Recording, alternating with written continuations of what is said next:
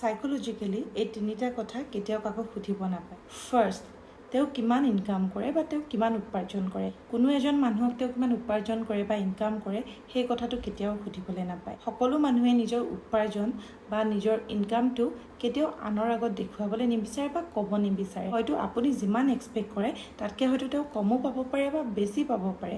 আৰু সেই ক্ষেত্ৰত যদি আপুনি তেওঁক বাৰে বাৰে তেওঁৰ ইনকামৰ কথা সুধি থাকে তেতিয়াহ'লে তেওঁ হয়তো ক'বলৈ অকৱাৰ্ড ফিল কৰিব পাৰে।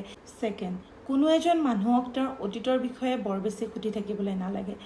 আপুনি যিমানখিনি জানিবলৈ বিচাৰে বা তেওঁ যিমানখিনি ক'বলৈ পাৰে তেওঁ অলৰেডি আপোনাক কৈ হোৱাৰ পিছত তেওঁক যদি বাৰ বাৰ আপুনি অতীতৰ কথা সুধি থাকে বা অতীতৰ বিষয়ে জানিবলৈ বিচাৰে তেতিয়াহ'লে তেওঁ হয়তো আপোনাক কামোৰ বুলি ভাবিব পাৰে বা আপোনাৰ পৰা অশান্তি অনুভৱ কৰিব পাৰে। থাৰ্ড, কোনো এজন মানুহকে তেওঁৰ অতীতত তেওঁৰ সম্পৰ্কটো কিয় বিচ্ছেদ হ'ল বা তেওঁৰ কিয় ডিভ'ৰ্চ হ'ল বা তেওঁৰ কিয় বিয়া হোৱা নাই